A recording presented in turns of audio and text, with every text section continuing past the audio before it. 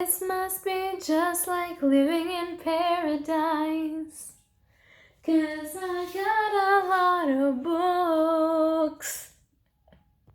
Hello beautiful bookworms, my name is Katarina and welcome to my channel, and today I'm going to be doing my August book haul. Yeah, I was going to say wrap up, but no.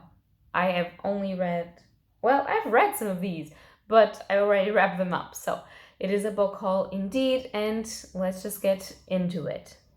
So the first one that I have here is a really short one, and that's The Headsman by Christina Mirazoy, and I have already a review for this. I absolutely loved it. This is like 50 something pages and is one of the best reads that I had in June. I think it was in June. It's great. It's like a mix of grim fairy tales with this nostalgia and this feeling of living in a small village and like the Middle Ages. It's just so incredible. I love how each and every story is a person that lives in the village. However, you don't know who that person is or what that person is doing there for the whole of the story, since most of the characters you will see interconnect each other in the stories but are described like from the point of view of other characters, and so you have to make a conscious effort that Christina tries, and she never tells you anything. You have to find out for yourself, which is not hard, but it requires a little bit of thinking about the stories, and so you are hit even more with the emotional depth of them. And also my cat is doing shit. Hey, so useless. As I was saying, you are hit with the emotional depth of the story, and you are also hit with the nostalgia of it, the sadness, the very bittersweet ending, and other things. And it's very beautiful. It is a little bit of a horror-ish sort of delight, but not specifically terrifying. So it's really enjoyable if you want to pick this up. Then I have Nightshade by Lucy Holden, and this is the 7th and final book. My cat doesn't stop, for fuck's sake. As I was saying, this is the 7th and final book in the Night Garden series. I have only read the first, which is Red Magnolia. I had an arc and then I had to get it. And now I finally have all of them, and I am actually planning on doing a series reading for the Night Garden series and telling you what I think, since I believe this is an underrated series. It's an indie series. It is a vampire series, paranormal romance. However, it does have some terrifying aspects, and it does pull a new lore on what a vampire is and how it was created, and I really liked it. It was actually intriguing. I was hoping, well, I was expecting that it was just going to be a normal romance with vampires, trashy, but actually it has a lot of thought put into it, so I'm enjoying it. Then I finally have the physical copy of Montague's Carnival of Delights and Terror by Jamie Stewart. This one, I actually have a review for it, and I reviewed it whilst it was still not printed, because I got an art copy by Jamie himself. I reviewed it for him and I really enjoyed it, and so obviously I had to have the physical book, and this is a thick babe. Really thick. This is what? 397, almost a 400-page book, which seems like a Bible actually. And yeah, so it's really fun. It also has a pull on one of my favorite things. It is horror and it is pretty gory, and if you have any problems with child abuse, domestic violence,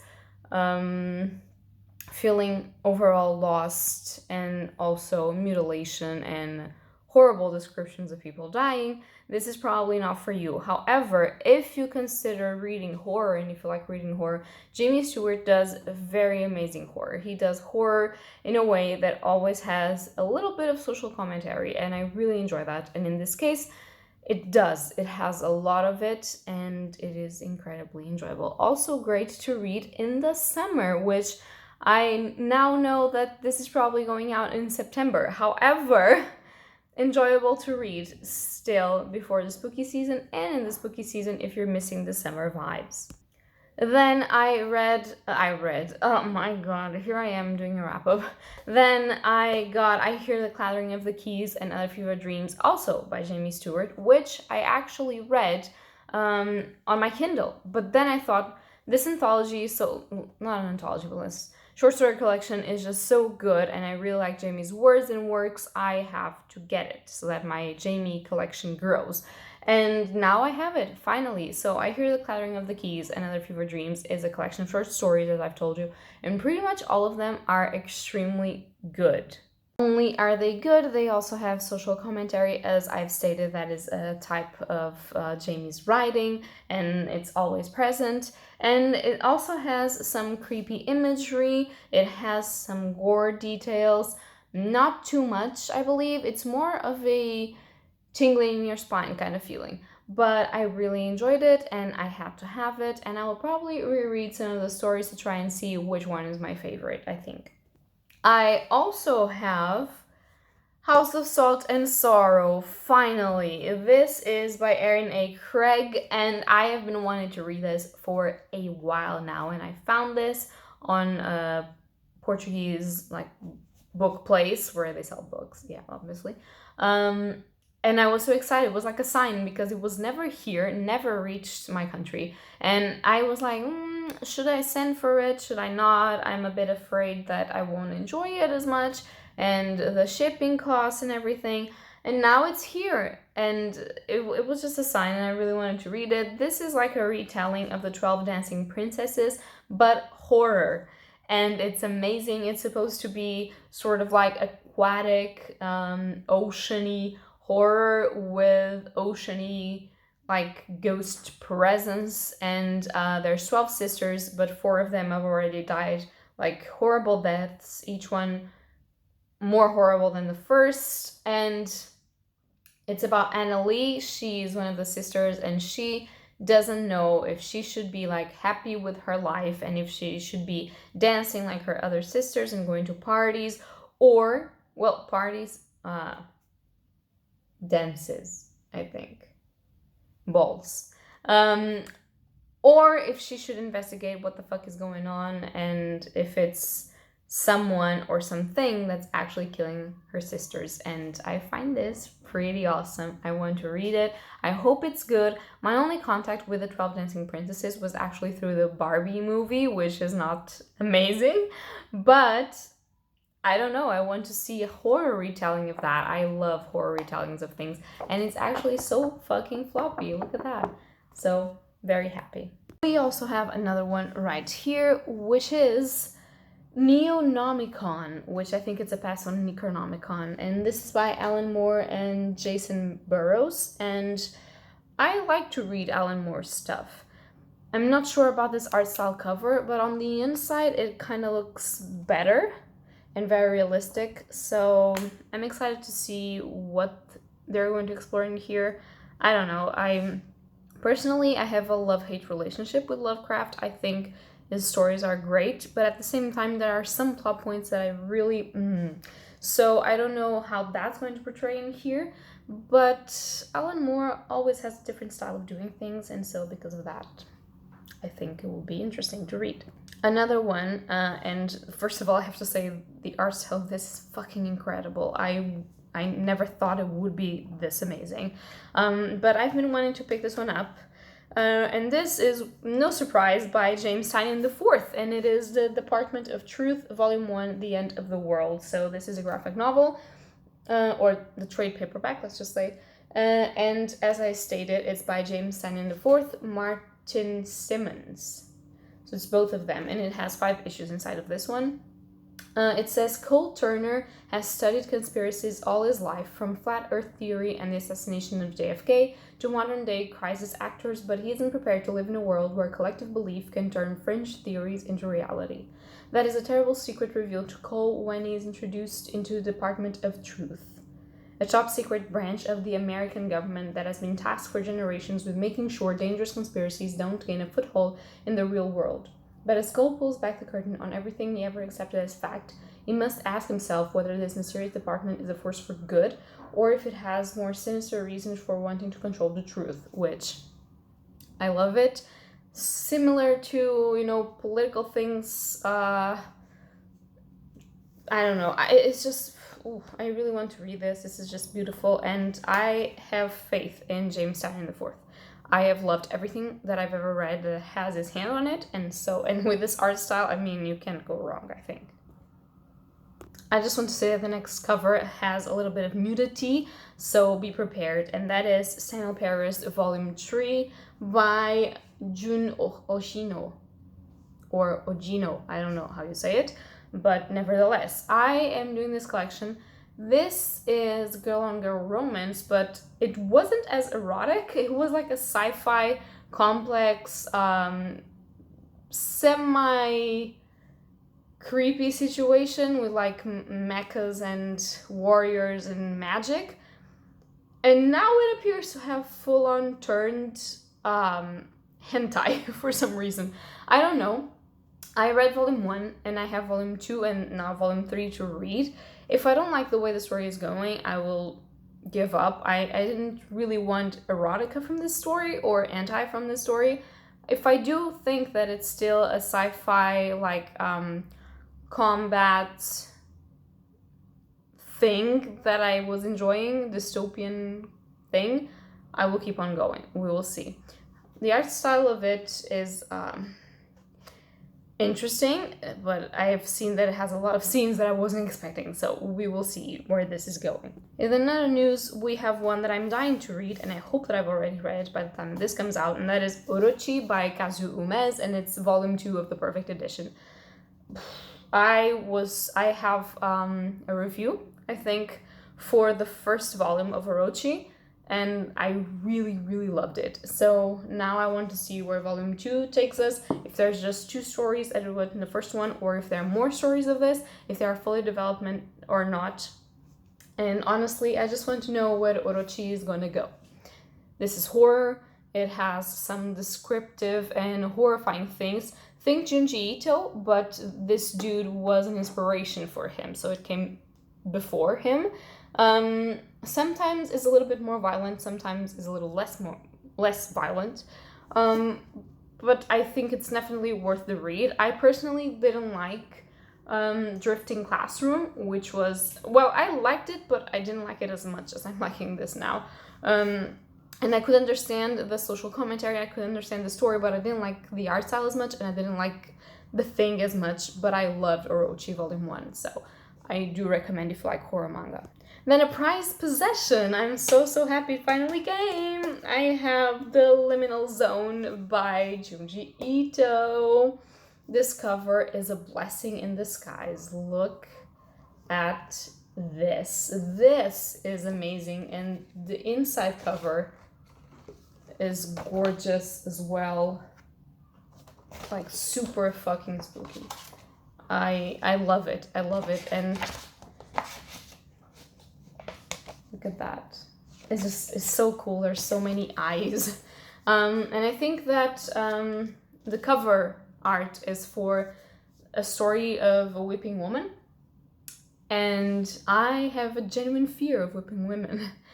For some reason. I don't know why. Like those creepy ones, like sort of banshees or just actual whipping women. And I don't know, it's just, I am in love with this cover. I know that these are supposed to be new stories from Junji Ito because it came out on 2021, the original.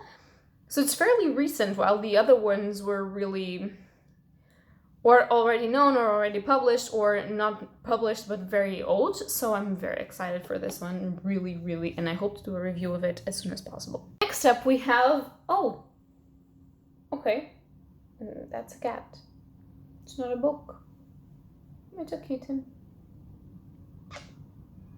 Look at that. It's not this one. It was a mistake. Sorry. Next we have The Patient by Jasper DeWitt. So this one, I actually heard another horror booktuber talking about this one, and I thought it sounded great. It was small. It's just published in Portuguese, and I was like, okay, so let's just read it. This is like 201 pages, and I am very excited. It's about this doctor, he's a psychiatrist, he's very young, he's very ambitious, and he goes to this place, this hospital, this psychiatric hospital, where there's this patient that no one has been able to heal since he was very, very young. And I am dying to see where this is going. It's supposed to be horror. The patient is supposed to be a manipulative sort that will make you face your own fears, yada yada, and I really want to read it. Then we have the first volume of Stalking, and this is by Kogi. I don't know how to speak Korean, I'm so sorry. Even Japanese, I'm a little bad at it, but Korean is not my shit. So if anyone knows how to pronounce Kogi, please tell me. But this is the deluxe edition of Stalking, and I am very, very intrigued and very happy to have this on my hand. First of all, this is fucking heavy. This is all colored, which, hello, deluxe edition, because this is great. I never have anything manga-like that has color, and I know this is a manhwa, but amazing. And this is the story of this dude, Yunbum, and he has a crush on the most popular student in college, which is Sangwoo. And Yubun decides, I'm going to break in Sangwoo's home because that's fucking healthy. And he finds out that Sangwoo might not be the person that he thought he was, and he might be turning his fantasy into a nightmare. I don't know where this, I know where this is going. This is boy love, and this has torture, I believe, and killings. Well, stalking. But I don't know if I'm going to love it or not, but I have been in a dark romance path, so everything is valued. And I want to read it and experiment since I've heard a lot about it on the taboo dark romance side of the internet, and I want to get in on the fun. Then we have a vampire novel. However, this is far away from the trashy vampire novels that I normally read, or so I believe, and this is called The Ancient Ones. It's the first one in a trilogy, and it's by Cassandra L. Thompson. And this was published by Quill and Crow Publishing, which is actually Cassandra Thompson's publishing. So she created it. And it says, some things are not meant to die. When David stumbles upon a tragic young woman in a sordid Limehouse pub, he has no idea she'd recognize him as the last vampire alive, nor that she'd be the one to pull out his story. Yet as he recalls his life from the sweltering vineyards of ancient Rome to the cold horrors of medieval Romania, as well as his tumultuous past with the mad and mysterious Lucius, he realizes she's much more than what she seems. Gothic horror, mythology, and epic fantasy blend seamlessly together in this thrilling adventure, breathing new life into vampire lore as it reveals its true origins. The Ancient One is a tale of myth, mayhem, and magic with a dash of romance that bites. And, do you know me? Because this is the shit for me. Also, the cover is really beautiful, so I think I'm going to enjoy it very, very much. Then we have an author that I've already read and reviewed one of her books here, and that is Mona Kabani. And this is For You. It's supposed to be a fantasy horror novel. It's very, very short, but I love The Bell Jar by Mona Kabani. The Bell Jar? What? The Bell Chime. The Bell Jar is from Sylvia Plath. Okay, focus. I love The Bell Chime by Mona Kabani. I haven't read Vanilla yet, but I'm very excited to have For You here to read. It says, don't let it ruin you, a country, a region, a hunt. Bayarj is overrun by waysites, humans turn monsters terrorizing citizens by night. As the death count grows, the High Table devises a plan to quell the horror, a hunt.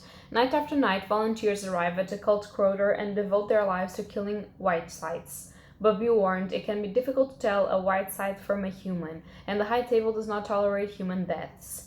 Muharib Ka, the soon-to-be textile empress of country, has found herself amongst the hunters, and they quaver at their presence. Because why would the wealthiest heir in all of country come to a place like this? They don't know, and neither does Muharib. Perhaps only the gods know. And I am very, very excited for this because Mona Kabani's writing style is like something out of this world, and I really want to read it. Then I got an anthology, and this one is also by Quill and Crow Publishing, and it is called Tales from the Brackish Harbour, an anthology of eldritch horror. So I love stories with lighthouses, with ports, with horrors, and the sea, and I think that this one is going to be great. It says, welcome to Brackish Harbour. Settled into the 1920s on an island in the Atlantic Ocean, it was once a booming fishing town that attracted tourists who longed for a quiet retreat. It soon became a beautiful escape, and for those who lived there, it was a community, a promise, a home. Until, mysteriously, the fishing industry that sustains the small village dried up, and over time tourists lost interest. Many loyal villagers relocated, but most were forced to remain, scraping by amidst dilapidated buildings, docked fishing boats, and vestiges of better days. Whispers of curses, strange experiments, and otherworldly creatures floated about the harbor. So many rumors, so many untold stories. Here are the ones that managed to be told. And it has a lot of people. It says featuring stories by William Bartlett, Nick Bennett, Amanda M. Blake, Amanda Cassile, Fox Claret Hill, Lucas Mann, Matthew Siadak, Tegan Olivia Sturmer, Mary Tate, Reby Thorne, R.B. Thorne actually, R. Thursday, and Wendy Vogel. And excited is not even counting it. And this cover is another beautiful one. Then I have a very, very old Portuguese edition of the Mists of Avalon. I have here the 4 books, and I am so excited to have this. This is by Marion Zimmer Bradley, and it's one of the first Arthurian legend things that I've read. So getting these in perfect condition by a friend was one of the best things ever. So I just have to get some space for them and just get on with the reading, because I have to reread this. I read this when I was really, really small, and not that I'm big now, but I really want to reread it and remember the tales, because I don't remember a lot of it, which is really sad. Then we have a bunch of comics. We have issue 25 of Something is Killing the Children in this special, beautiful edition. I'm obviously going to read these, even though I'm going to get the trade paperback, because I'm doing the collection that way, but I want to read ahead and know what is going to happen. Then we have the Bone Orchard Mythos Prelude. And this is by Jeff Lemire, Andrew Sorrentino, and Dave Stewart. And this team of people is just incredible. This was a free comic book, and it's not in what they're doing right now in their hardcovers. I have the hardcover, The Passageway, to read, but I want to read this before. It's supposed to be read before, so I have to get on to that. Then I have 3 issues of Fables, The Black Forest. So it's part 1, part 2, and part 3. I absolutely love Fables. It's one of my favorite retellings of all of the Grimm's fairy tales and all of the fairy tales in general, and so I want to continue. This is actually a continuation of Fables, because if you see, it is issue 151 of Fables, and 152 and 153. So it's a continuation of the story of Fables, which is kind of cool, and I want to see where it goes. Then I have The Closet issue 2. And this one is by James Tynion IV, Gavin Fullerton, Chris O'Halloran, Tom Napolitano, Greg Lockhart, and Dylan Todd. And if I was excited for the first one, now this cover is just getting me excited for all of it, honestly. Then we do have Trashy Vampire Stories. And let me see what this is called in English, because I forget. Okay, so I have the second one in the Crave series, and that is Crush. And Crush, it will do to you if it falls on your head, because it's like 600 and a lot of pages. But look at this. This is by Tracy Wolf. It has a fucking gemstone in the cover. All of it is white, and then it has this fucking red gemstone with blood just pouring out of the P in Crush, because it was translated to Paixão in Portuguese, so it has a P, and it's just so fucking beautiful. I love this cover, and I want to know everything, because Trashy Vampires, bitch. It's my shit. And I laughed so hard at Crave, because all of the fucking title headings were so fucking stupid and hilarious, but I am intrigued. I am so very much intrigued, and I want to read more of this series. I've heard there's like 4 or 5, and honestly, I cannot fucking wait. I cannot. And then we have a prized possession. I have Locke and Key, The Golden Age. This is by Joe Hill, Gabriel Rodriguez, and Jay Photos, and this is sort of like a continuation, but like a side story of the Locke and Key series. Fair advice, I have reviewed the Locke and Key series. I don't like the Netflix TV show. That it's not what Locke and Key is about. Locke and Key is a dark, nostalgic family drama and horror, and the show is something, let's just say. But this one says the Golden Age presents 3 prequel short stories: Small World, Open the Moon, and Collected for the First Time, Face the Music, that lead into the gut-wrenching tour de force that begins with Impale Battalion's Go and culminates with DC's The Sandman Universe crossover, Hell and Gone, featuring Dream, Lucifer, and more. Each of these individual stories provides a glimpse into the lives of the Locke family ancestors from the early 20th century as they use the keys to fight battles big and small. So it's before the Locke and Key series. From the killing fields of Europe during World War I to the depths of hell, the Locke struggle desperately to keep the dark forces of their world at bay. And I mean, I'm such a fucking fan of Locke and Key. I would read anything of Locke and Key. This must be just like living in paradise, and I don't wanna go home. This must be just like living in paradise, and I don't wanna go home. Books.